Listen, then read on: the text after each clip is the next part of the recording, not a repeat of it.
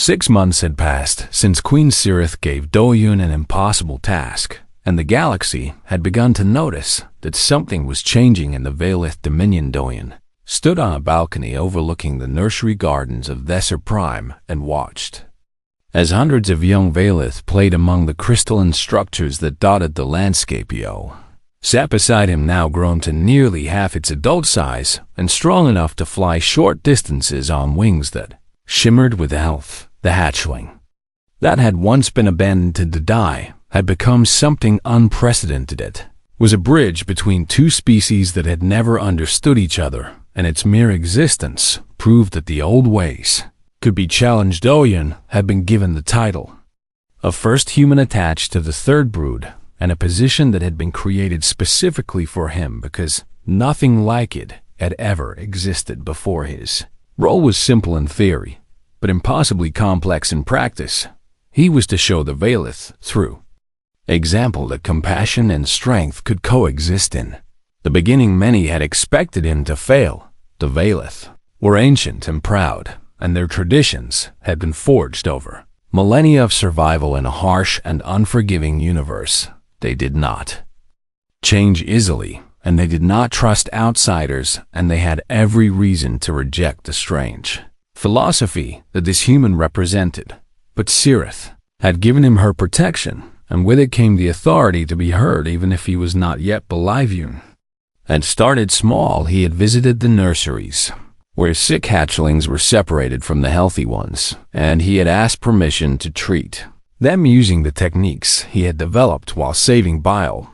First few attempts had been met with suspicion and hostility. Attendants had questioned why resources should be wasted on specimens that were already marked for culling warriors, and wondered if this human was trying to weaken the brood by preserving inferior genetics. But Do-Yun had persisted, and one by one the hatchlings he treated began to recover. They did not all survive. Some were too far gone by the time he reached them, and others had conditions that even his improvised methods could not address. But enough of them lived to make the Valith question their assumptions. Young ones who would have been left to die were now running and playing and growing stronger with each passing day. Changes spread slowly at first, like ripples in a vast ocean. Cirith began requiring that sick hatchlings be given treatment before any decision was made about their fate. Other queens watched with interest, and some began implementing similar policies in their own broods. The warriors who had once looked at Do-Yun with contempt now nodded to him with something that approached respect, and throughout the sector word spread of the human who had changed the Valith species that had dismissed humanity as insignificant. Newcomers began paying attention. They sent observers to witness what was happening, and ambassadors to learn how a single act of compassion had opened doors that centuries of diplomacy had failed to unlock. Humanity gained something it could never have won through military strength or technological superiority. It gained a reputation for caring about those that others had written off, and that reputation proved more valuable than anyone had anticipated. When a plague struck the Korthan homeworld, it was human medical teams that arrived first to help when refugees from the Veshan border conflict needed shelter. It was human ships that opened their cargo holds when the Galactic Council debated expanding membership to include smaller species. It was human delegates who spoke loudest in their favor. None of this happened because of politics or strategy. It happened because people remembered the story of a medic who had risked everything to save a dying hatchling, and they wondered if perhaps the humans really were different. Beale chirped softly and leaned against Do-Yun's side, and he reached down to stroke the smooth plates of its head. Bond between them had only grown stronger over the months, and now Bile spent equal time among its own kind, and at Do-Yun's side Cirith had explained that this was unusual but not unwelcome. The hatchling was learning to be Valith while also carrying something new within Ida, memory of gentleness that would shape how it treated others for the rest of its life. "You seem troubled," a voice said from behind him. Do-Yun turned to see a young Valith attendant standing at the entrance to the balcony. Her Name was Kyrith, and she had been assigned to assist him in his duties. She had been skeptical of him at first, but over time, she had become one of his strongest supporters, not troubled. Da-hyun said with a small smile, just thinking about how strange life can be. Kyrith moved to stand beside him and looked out at the nursery gardens below. The other attendants are talking, she said. They say that the fourth brood is considering adopting your treatment protocols, and that even some of the elder queens are watching to see what happens next. That is good news. It is more than good news, Kyrith said, and her voice held a note of wonder.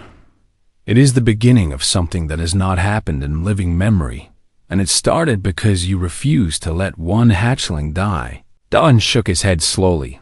I did not start anything, he said.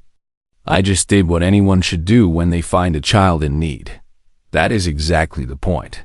Kyrith replied, You believe that anyone should do what you did, but for us that was never obvious, and you have shown us that there is another way to be strong. She paused, and her compound eyes studied him with an intensity that made him uncomfortable. Do you ever regret your choice? She asked, knowing how much danger you faced, and how easily everything could have gone wrong. Da-hyun thought about the question carefully before answering, thought about the sleepless nights and the fear, and the moment when Sirith had confronted him with warriors at her back. He thought about the weight of responsibility that now rested on his shoulders, and the knowledge that millions of Valith were watching to see if his philosophy would prove true. And he thought about Bile, who was now healthy and happy, and who looked at him with eyes full of trust and love. No, he said finally. I never regret it for a moment. Bile chirped as if in agreement, and Kyrith made a sound that might have been laughter. The queen wishes to speak with you, she said. She's in the observation chamber. Da-hyun nodded and followed her through the corridors of the Valith complex. With Bile trailing close behind, he found Sarith standing before a massive window that looked out over the planet below. Her wings were folded tight against her back, and she did not turn when he entered. I have been watching the reports from the other broods, she said without preamble. The changes are spreading faster than I anticipated. Is that a problem? It is a wonder, she said, and finally turned to face him. For thousands of years we believed that our way was the only way, and that compassion was a weakness that lesser species indulged because they could not afford strength. Her ancient eyes found his and held them. You have proven us wrong, human, and I am not sure whether to thank you or curse you for it. Da-hyun smiled despite himself. I did not set out to change your civilization, he said. I just wanted to save one child, and yet here we are. Sirith replied, one child at a time, changing everything. She moved closer, and for a moment, Da-hyun saw something in her eyes that looked almost like warmth. The measure of a species is not how fiercely it fights for the strong, she said slowly, but how gently it cares for the weak. And I think perhaps you humans understood that before we ever reached the stars. Da-hyun felt tears prick in his eyes, and he blinked them away. We are still learning too, he said quietly. We do not always live up to our ideals, but we keep trying. Then we will learn together, Sirith said, and extended one limb in a gesture he had come to recognize as respect. Human and Valith side by side. Da-hyun clasped her limb gently and felt the weight of history pressing down on them both.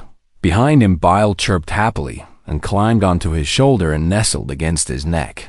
And, somewhere in the vast reaches of space, countless species looked toward the Valith Dominion and wondered what had changed, and how a single human had managed to do what armies and empires had failed to accomplish.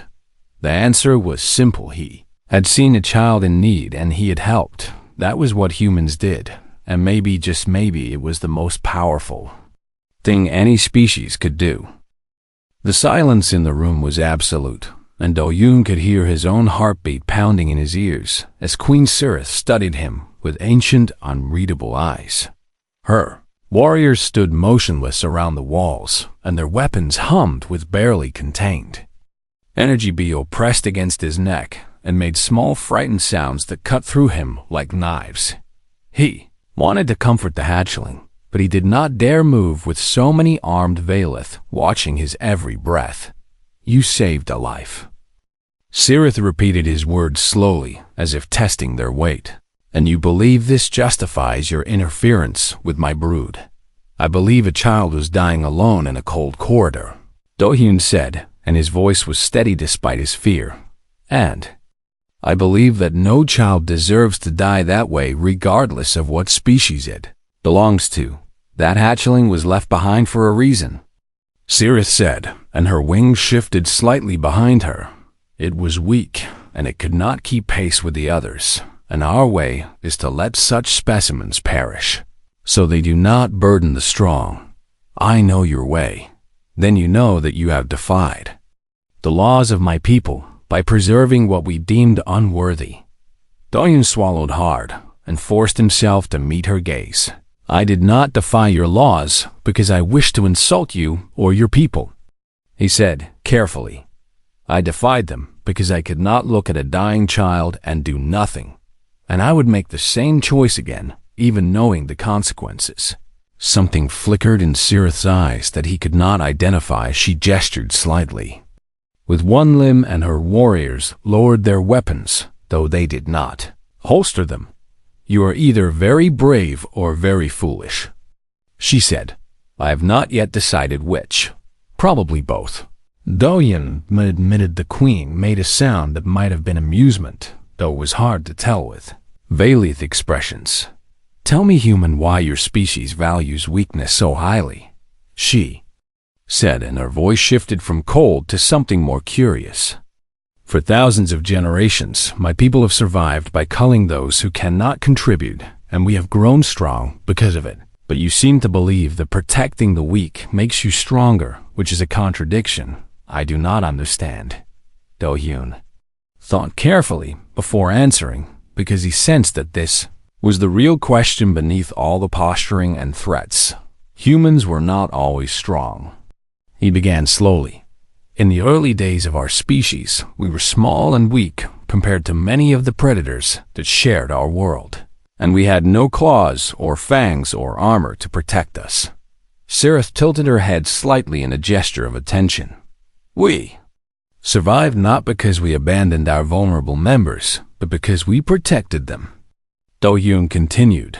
Our elders carried knowledge that helped us avoid danger, and our sick could recover to fight another day. And our children grew into adults who remembered the care they received and passed it on to the next generation. He paused and looked down at Bile, who had stopped trembling and was now watching him with wide dark eyes. We learned that strength is not just about the individual, he said. It is about the bonds between individuals and the trust that comes from knowing someone will catch you when you fall, and the loyalty that grows when you have been saved by someone who had nothing to gain from saving you. Pretty words, Cirith said, but her voice had lost its edge. But words do not win wars, and they do not build empires. No, but they build civilizations that last. Do-hyun replied, Your people are powerful and feared throughout this sector, but are they trusted? And when you face a threat that you cannot defeat alone, will anyone come to help you? Or will they remember all the times you left the weak to die and decide that you deserve the same fate? The room went very still, and Do-hyun wondered if he had pushed too far. Cirith's eyes narrowed, and for a moment he was certain she would order her warriors to strike him down. Instead, she made a gesture, and her guards stepped back to give them more space. I have watched you for days, she said, and Do-hyun felt a chill run down his spine at the revelation. I have seen you sacrifice your rest and your health for a creature that offered nothing in return, and I have seen you show patience and tenderness that I did not believe lesser species were capable of. She moved closer until she was near enough that he could see the intricate patterns on her wings. You let the hatchling bite you without anger, she continued. You spoke to it with kindness, even though it could not understand your words, and you treated it not as a burden or an obligation. but as something precious that deserved to be saved. Do-hyun said nothing because he did not know what response she was looking for. I have ruled my brood for longer than your species has known fire, Cirith said quietly, and in all that time I have never seen anyone from outside my people show such care for a Volith child. She paused, and her ancient eyes seemed to look through him to something far away. It has made me wonder if perhaps we have forgotten something important in our pursuit of strength. The admission seemed to cost her something, and Do-hyun understood that he was witnessing a moment that few had ever seen. A queen of the Valith was doubting the traditions that had defined her people for millennia. I offer you a choice, Cirith said, and her voice became formal and precise. You may return the hatchling to me now and walk away with no punishment, and your actions will be forgotten by the Dominion. And the other option, you may keep the child and raise it as your own, she said, and her eyes locked onto his. But if you choose this path, you must prove to my people that the human way has merit, and you will become an ambassador not of your government but of your philosophy. Do-hyun looked at Bile, who had climbed down from his shoulder and was now clinging to his arm with small, delicate limbs. The hatchling looked up at him with trusting eyes and chirped softly. He thought about what accepting would mean and the responsibility it would place on his shoulders, and the danger he would face trying to change the minds of a species that had believed the same things for thousands of years. Then he thought about what refusing would mean and how it would feel to hand Bile over and never know what became of the child he had fought so hard to save. He knelt slowly and placed Bile gently on the floor between himself and the queen. The choice is not mine to make, he said, and his voice was thick with emotion. Bile belongs to your people, and I have no right to claim ownership over a child that is not my own. Cirith watched him with an expression he could not read. But I ask you to consider something, Do-hyun continued. Strength and compassion are not opposites, and protecting the weak does not make you weaker, but shows that you are strong enough to afford mercy. He looked up at the queen and let her see the sincerity in his eyes. Whatever you decide, I will accept, but I hope you will give this child a chance to prove that it is worth saving. Cirith was silent for a long moment, and the only sound in the room was Bile's soft clicking. Then she did something that none of her warriors had ever seen in all their years of service. She bent down and lifted the hatchling gently in her ancient limbs and held it close, and then she placed it back in Do-hyun's arms.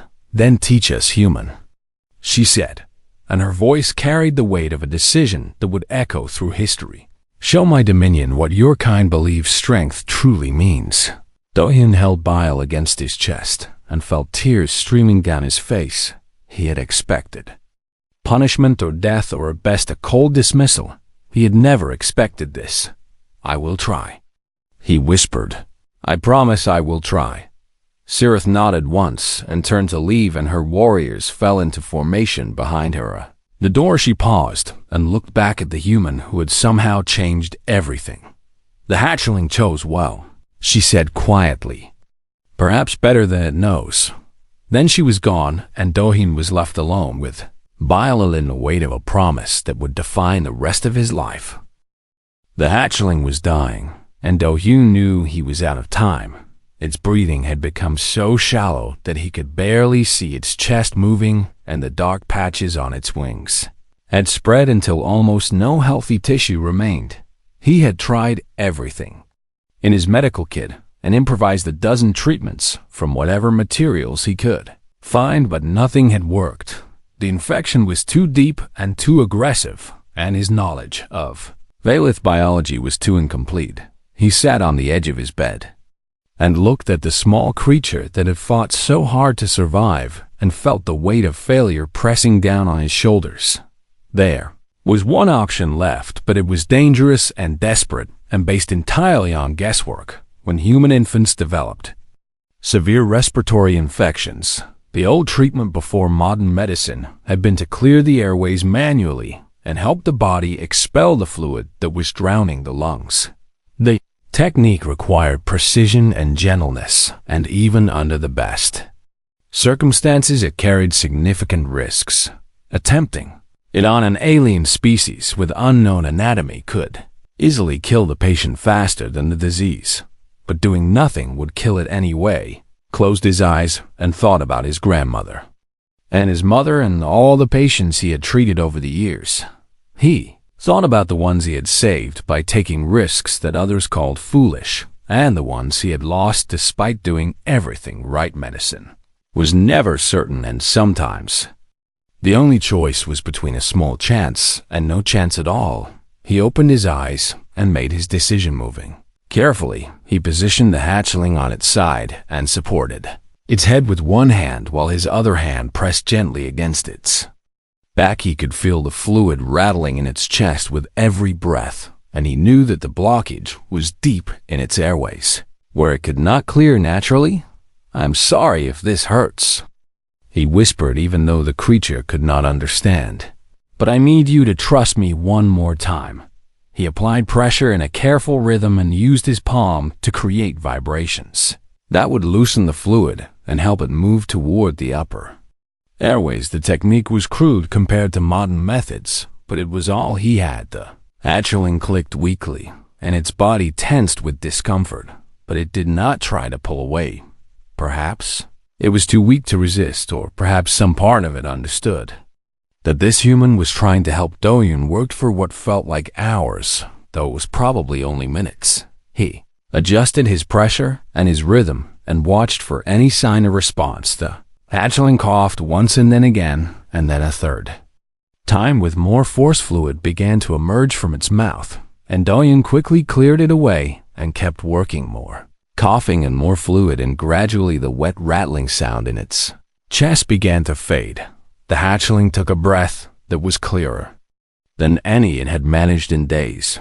Then another and a third. Do-yoon sat back and watched with tears forming in his exhausted eyes as the creature's breathing slowly steadied and its body relaxed for the first time since he had found it. The fever was still present and the infection was not gone, but the immediate crisis had passed. Hatchling had a chance now, a real chance. Let out a breath he had not realized he was holding and gently stroked the creature's head with trembling fingers. "You did it," he said softly. "You fought and you survived, and I am so proud of you." The hatchling made a sound he had not heard before. It was softer than the distressed clicking and lower in pitch, and it reminded him of the purring of a cat or the cooing of a dove. It was a sound of comfort and trust, and it made his heart ache with an emotion he could not name. Over the next day, the hatchling's condition continued to improve. Its fever broke, and its wings began to regain their color, and it started eating the nutrient solution he prepared without resistance. It also began following him everywhere. When he moved around the room, the hatchling would crawl after him and chirp until he picked it up. When he sat at his desk, it would climb onto his shoulder and nestle against his neck. When he tried to sleep, it would curl up on his chest and refuse to move until he wrapped his arms around it. Do-yoon knew that this was imprinting, and that the creature had bonded with him as if he was its parent. Also knew that this was a problem, because the hatchling belonged to the Valeth, and he could not keep it forever, no matter how much he wanted to. But for now, he allowed himself to enjoy the bond and to feel the warmth of the small body pressed against his, and to pretend that the future was not rushing toward them with all its complications. He named the hatchling Bile, which meant star in his native language, because its eyes reminded him of the night sky over the mountains of his childhood. Beal seemed to like the name and would chirp happily whenever Do-yoon spoke it. Word of what he had done began to spread through the station despite Minji's efforts to keep it quiet. Other species reacted with shock and fear and confusion. A Korthan merchant demanded that Do-yoon hand the hatchling over to neutral authorities before the Valeth discovered what had happened. Deshan diplomat warned him that harboring a Valeth child could be considered an act of war. The station commander called him to her office and ordered him to surrender the creature immediately. Doyen refused. He stood in the commander's office with Bile clinging to his shoulder, and he spoke calmly but firmly. This hatchling is my patient, and I will not abandon a patient until they are fully recovered and safe. This is not a request, Sergeant, the commander said with barely controlled anger. This is a direct order from your superior officer. With respect, Commander, I am a medic, and my oath requires me to prioritize the well-being of my patients above all other considerations, including orders that would cause them harm. The commander stared at him for a long moment, and he could see her weighing the consequences of pressing the issue. If the Valeth come for you, she said finally, I will not be able to protect you. I understand, and you are willing to accept those consequences. I am. She shook her head slowly, and something that might have been grudging respect flickered in her eyes. Then get out of my office before I change my mind about letting you walk away. Do-hyun returned to his quarters with Bile still chirping softly on his shoulder, and he tried not to think about what would happen when the Valeth finally revealed themselves. He did not have to wait long. The next morning, his door opened without warning, and he looked up to see figures entering his room that made his blood run cold. They were Valeth warriors, tall and armored, and carrying weapons that hummed with deadly energy behind them came a figure even more imposing. She was ancient and elegant, and her wings shimmered with colors that seemed to shift like living jewels. Her eyes held the weight of centuries, and when they fixed on Do-hyun, he felt as if she could see straight through to his soul. This was Queen Sirith, and she had finally decided to make herself known. The warriors fanned out around the room, and Bile pressed tighter against Do-hyun's neck and clicked, and fierce Iris stepped forward until she stood directly before the human who had dared to touch what belonged to her brood. Her voice was cold and ancient and carried the authority of absolute power. You have touched what is mine, human, she said slowly. Do you understand what you have done? Do-hyun looked up at the queen, who could destroy him with a single command, and he felt fear coiling in his stomach, but he also felt Bile trembling against his shoulder, and he knew that, whatever happened next, he would not abandon this child. I saved a life, he said quietly. That is what I have done. Sirith's eyes narrowed, and the room fell silent as a tomb. The moment of judgment had arrived. 2 days had passed since Do-hyun found the hatchling, and he had not slept for more than 20 minutes at a time. His eyes burned with exhaustion, and his hands trembled slightly when he prepared each new treatment. But he refused to stop, because stopping meant giving up, and giving up meant letting a child die. The infection had spread to the hatchling's wings, and dark patches now marked the delicate membranes that should have been pale and luminous. Its breathing remained shallow and wet, and every few hours it would convulse with coughing fits that left it too weak to even click in distress. Do-hyun had tried everything he could think of, had adjusted the humidity in the room to match what little data existed about Valeth environmental preferences. He had experimented with different nutrient solutions to find something the hatchling could digest, had even attempted to create a mild antibiotic compound using the limited supplies in his medical kit, but the results had been inconclusive. At best, human medications were designed for human biology, and the differences between his species and the Valeth were vast and poorly understood.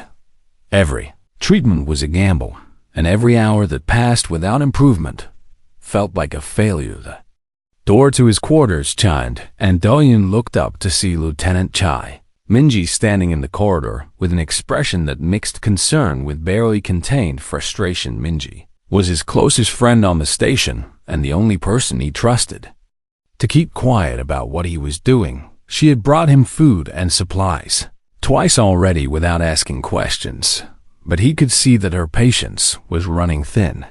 You look terrible, she said as she stepped inside and placed a container of ration packs on his desk.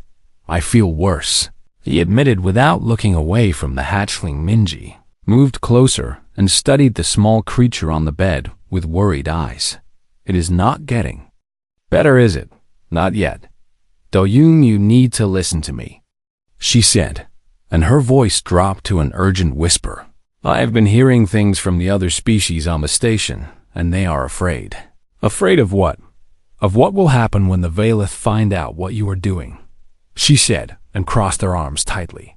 The Valeth consider unauthorized contact with their young to be one of the highest offenses, and some species have been attacked for far less than this. Do-hyun finally turned to look at her, and she could see the exhaustion carved deep into his features. I know the risks. Do you really? She pressed, because I do not think you understand what the Valeth are capable of when they feel their brood has been violated, and I do not want to watch my friend get killed over a creature that was probably abandoned on purpose. The words hung in the air between them, and Do-yoon felt a flash of anger rise in his chest before he pushed it down. Minji was not trying to be cruel. She was trying to protect him the only way she knew how. You are probably right, he said quietly. This hatchling was probably left to die because that is what the Valeth do with the weak ones, and maybe I am being foolish for thinking I can change anything. Minji's expression softened slightly. Then why are you still doing this? Do-yoon looked back at the hatchling and watched its small chest rise and fall with each labored breath. Because when I was 12 years old, my grandmother got sick, he said slowly. She had a disease that the doctor said was untreatable, and everyone told my mother to let her go peacefully and focus on the family members who still had a chance. He paused and swallowed hard against the tightness in his throat. My mother refused, and she spent 6 months fighting for every extra day and every small improvement. And in the end, my grandmother lived another 3 years. Minji was silent. Those 3 years were not a cure, Do-hyun continued. They were not a miracle, and they did not change the fact that she eventually died anyway. But they mattered, and they mattered because my mother refused to accept that some lives are not worth fighting for. He turned back to face his friend, and his voice was steady despite his exhaustion.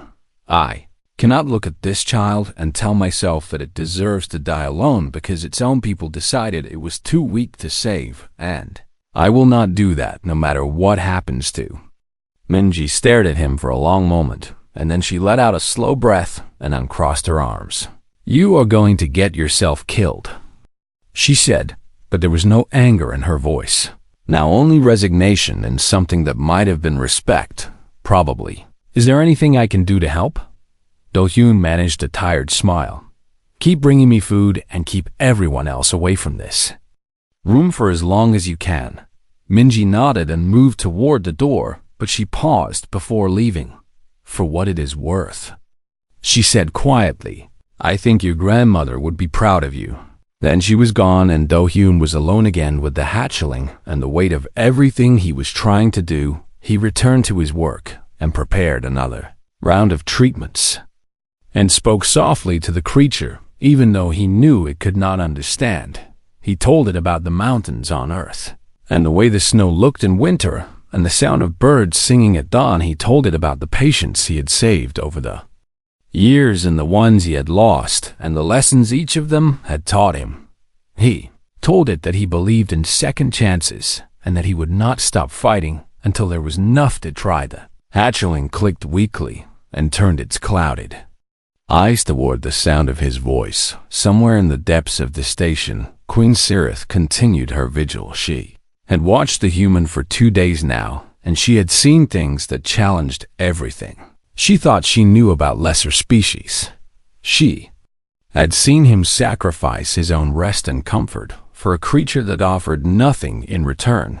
She had seen him show patience that would shame many of her own attendants. She had seen him speak to the hatchling with genuine tenderness as if it was his own offspring rather than an alien child he had found in a corridor. It made no sense. The Valeth way was clear and had been clear for thousands of generations. The weak were culled so the strong could thrive, and resources were not wasted on those who could not contribute to the survival of the brood. This was not cruelty, but wisdom, and it had allowed her species to dominate their region of space for millennia, and yet this human rejected that wisdom entirely. He poured his strength into saving something worthless, and he did it not for reward or recognition, but simply because he could not bear to let it die. Cyrith found herself wondering what kind of species produced individuals like this. Were all humans so foolish, or was this one unique? And if they were all like this, then how had they survived long enough to reach the stars? The questions troubled her more than she wanted to admit. She watched the human prepare another treatment and lean close to check the hatchling's breathing, and she felt something stir in her chest that she had not felt in centuries. It was uncertainty, and for a queen who had ruled her brood with absolute confidence for longer than most species existed, the feeling was deeply unsettling. She did not know what she would do when the time came to reveal herself, but she knew that moment was approaching fast. Hatchling's condition was worsening, and soon the human would be forced to make choices that could not be undone. Cyrith leaned back in her chair and folded her wings tight against her back and waited. Whatever happened next would change things. She could feel it in her ancient bones, and she was not sure if that change would be a blessing or a catastrophe. The dust storm had been raging for 6 hours when Sergeant Yun Dunn decided to make one final patrol through the lower corridors of Outpost 17. He knew the station well enough to walk it blindfolded, and he had done exactly that during the power failures last month when the backup lights failed and left everyone stumbling in darkness. The outpost sat on the edge of Valith Dominion space and served as neutral ground for traders and travelers who needed rest before continuing their journeys across the sector. It was not an important place, and the diplomats back on Earth had made that clear when they assigned Dine here as part of what they called a minor gesture of goodwill. He did not mind the quiet posting because quiet meant fewer injuries and fewer deaths and fewer nights spent wondering if he could have done more. Maintenance corridor on level 3 was cold and filled with the hum of air recyclers working overtime to keep the dust outside where it. The Longadolian walked slowly and let his flashlight sweep across pipes and access panels and the occasional pile of cargo that someone had forgotten to move. He was about to turn back when his light caught something small and pale pressed against the wall near a heating vent. At first he thought it was debris or perhaps a piece of equipment that had fallen from a shelf. Then it moved. Hyun dropped to one knee and aimed his light more carefully, and what he saw made his breath catch in his throat. It was a Valith hatchling. Creature was no larger than a human infant, and its body resembled a blend of mantis and moth, with delicate wings folded tight against its back and large, dark eyes that reflected the flashlight beam. Those eyes were clouded now, and the hatchling's breathing came in short, wet rasps that Do-hyun recognized immediately as signs of severe respiratory distress. He had treated thousands of patients across dozens of species during his years as a field medic, but he had never treated a Valith. No human had. The Valith were one of the most feared species in the sector, and they ruled their territory with absolute authority and zero tolerance for outside interference. They operated as a hive society, with each brood controlled by a queen whose word was law and whose judgment was final. Humans meant nothing to them, and the diplomatic corps had warned every soldier and medic assigned to border postings that the Valith viewed humanity as insignificant newcomers not worth the effort of conquest or conversation. Dai knew the protocols. If he found a Valith in distress, he was supposed to report it to station command and let the proper authorities handle the situation. He was not supposed to touch it or move it or attempt any form of treatment. The Valith did not accept help from outsiders, and offering it could be seen as an insult or worse, as an act of aggression. He looked at the hatchling and watched its tiny body shudder with each labored breath. Its wings had lost their color and hung limp and translucent against its sides. Fluid leaked from its mouth, and its limbs twitched weakly as if it was trying to crawl toward the warmth of the heating vent, but could not find the strength. Do-hyun thought about the protocols and the warnings and the career he had, built over 15 years of service. Then he thought about the child dying alone in a cold corridor while bureaucrats decided what to do. He made his choice. Moving carefully, he slipped off his jacket and wrapped it around the hatchling before lifting it gently into his arms. The creature weighed almost nothing, and its body felt cold, even through the fabric. It clicked softly in distress and tried to pull away, but it was too weak to resist. Do-hyun held it close to his chest and spoke in a low, calm voice, even though he knew it could not understand his words. "I have you now," he said quietly, "and I am not going to let you die alone in the dark."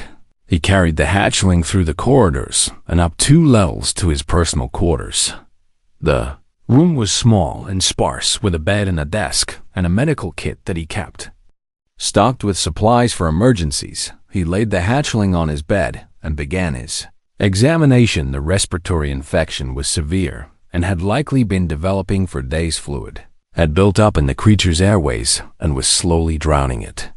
From the inside, its temperature was dangerously low, and its reflexes were sluggish and uncoordinated. Donnie had seen similar conditions in human infants and in several other species he had treated over the years. The treatment was usually straightforward if you caught it early enough, but Valith biology was almost completely undocumented there. Species refused to share medical data with outsiders, and what little information existed in human databases was fragmentary and unreliable. Donian would have to work from observation and instinct and hoped that his experience was enough to bridge the gap between what he knew and what he needed to know.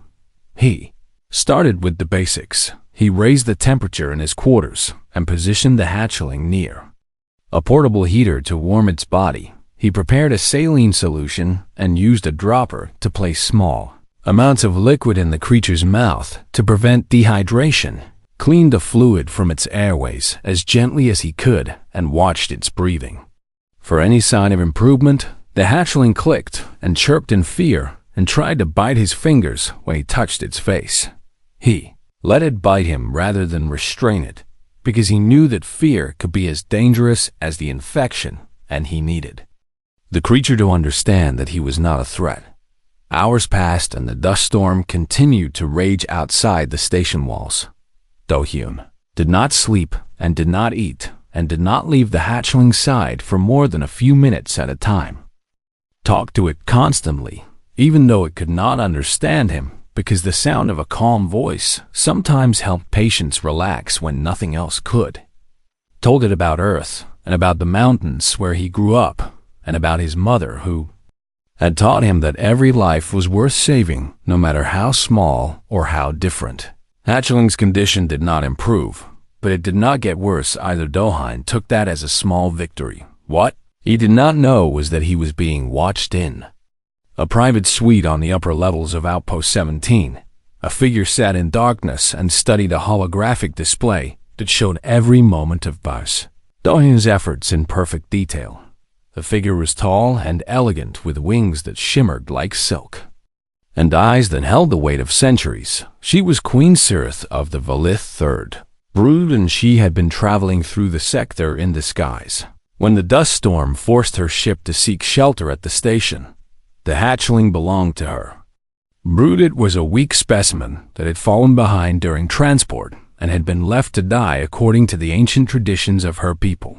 The strong survived and the weak perished, and that was the way of things. But now this human had interfered. Sirith watched him work through the night with patience she had never seen in any species. She watched him let the hatchling bite him without anger or retaliation. She watched him speak soft words to a creature that could not understand and offer comfort.